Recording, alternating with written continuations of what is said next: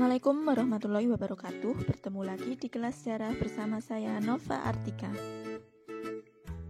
Pada pertemuan kali ini kita akan mempelajari materi Indonesia pada masa praaksara. Masa praaksara disebut juga dengan masa prasejarah atau masa nirleka. Nah, apa itu? Praaksara berasal dari kata pra dan aksara. Pra yang artinya sebelum dan aksara yang artinya tulisan. Jadi masa praaksara itu masa di mana manusia belum mengenal tulisan. Nah, masa praaksara ini disebut juga dengan masa prasejarah. Dari kata pra, sebelum, dan sejarah yang artinya masa lalu. Masa praaksara disebut juga dengan masa nirleka. Dari kata nir yang artinya tidak ada dan leka yang artinya tulisan. Jadi nirleka itu merupakan zaman ketika tidak ada tulisan. Namun sejarawan lebih memilih menggunakan istilah praaksara. Masa praaksara sendiri dimulai sejak bumi terbentuk kira-kira 4,6 miliar tahun yang lalu. Nah, akhir dari masa praaksara ini ditandai dengan apa? Yaitu ditandai dengan penemuan tulisan atau sumber secara tertulis. Setiap negara memiliki masa aksara atau masa sejarah yang berbeda-beda. Nah, Indonesia sendiri memasuki masa aksara kira-kira abad ke-4 sampai 5 Masehi. Nah, pada saat itu ditemukan sebuah prasasti yang bernama Yupa. Prasasti ini berasal dari kerajaan Kutai, bertuliskan bahasa Sanskerta dengan huruf Pallawa. Nah, periodisasi atau pembabakan masa praaksara di Indonesia itu dibagi menjadi dua. Yang pertama adalah berdasarkan geologi. Nah, apa itu geologi? Pembabakan ini berdasarkan umur batuan yang ditemukan. Dan yang kedua, pembabakan berdasarkan arkeologi. Nah, kalau arkeologi ini berdasar pada peninggalan-peninggalan sejarah. Ini dia peta konsep pembabakan atau periodisasi masa praaksara berdasarkan geologis dan berdasarkan arkeologis. Nah, yang pertama berdasarkan geologis ini dibagi menjadi 4 zaman dan berdasarkan arkeologis itu dibagi menjadi 2 zaman. Nah, akan kita bahas satu persatu. Pembabakan berdasarkan geologi yang pertama adalah zaman Arkeokum atau disebut juga Arkeozoikum. Nah, ini adalah masa awal pembentukan bumi, kira-kira 2500 juta tahun yang lalu.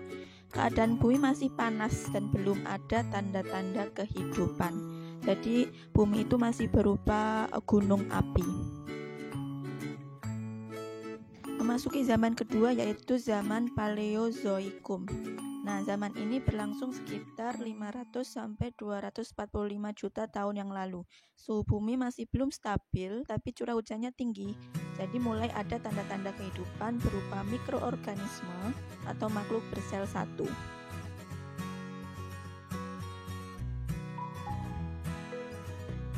Memasuki zaman ketiga yaitu zaman Mesozoikum.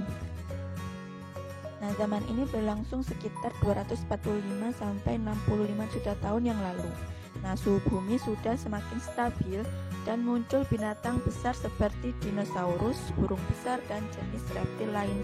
Nah, zaman ini disebut juga dengan zaman reptil.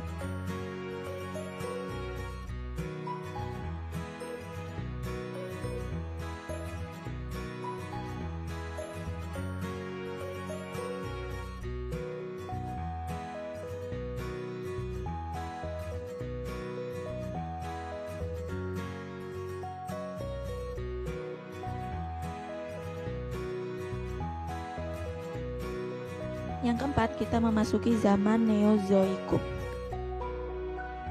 Nah, zaman ini berlangsung kira-kira 60 juta tahun yang lalu. Zaman Neozoikum sendiri dibagi menjadi dua. Yang pertama adalah zaman tersier dan zaman kuarter. Nah, zaman tersier ini hidup binatang menyusui, contohnya kera. Dan pada zaman kuarter sendiri itu dibagi menjadi dua zaman. Yang pertama adalah masa Pleistosen dan yang kedua masa Holosen. Nah, masa Pleistosen sendiri ini dibagi menjadi 3, yaitu Pleistosen atas, tengah, dan bawah. Nanti akan kita bahas pada materi manusia purba. Nah, masa Pleistosen ini kalau kalian pernah menonton film Ice Age, nah di situ ada mamut. Itulah gambaran dari masa Pleistosen. Yang kedua adalah masa Holosen atau disebut juga masa Aluvium. Di sini mulai muncul pulau-pulau baru termasuk pulau-pulau di Indonesia. Nah, makhluk-makhluk raksasa mulai punah dan mulai berkembang kehidupan manusia purba.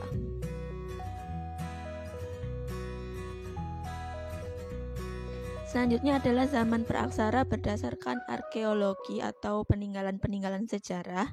Ini dibagi menjadi dua zaman. Yang pertama adalah zaman batu dan yang kedua adalah zaman logam. Zaman logam disebut juga zaman perundagian. Nah, zaman batu sendiri itu nanti dibagi menjadi beberapa zaman.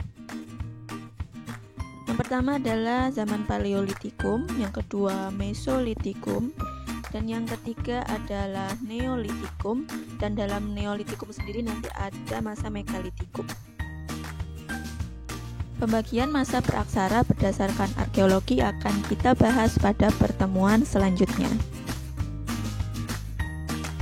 Nah, ini tadi penjelasan mengenai masa praaksara di Indonesia. Semoga bermanfaat dan sampai bertemu lagi di kelas sejarah selanjutnya. Wassalamualaikum warahmatullahi wabarakatuh.